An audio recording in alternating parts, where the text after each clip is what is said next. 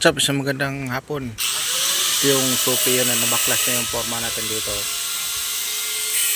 Baklas na yung forma. Ang nakabit ngayong araw kasi naulan-ulan. Kulang pa ng 5 patong to. 5 patong pa kulang dito.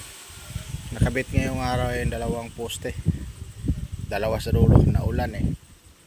Kung bukas na buhusan yan. Ito yung update natin dito. Ito nabuhusan na rin to.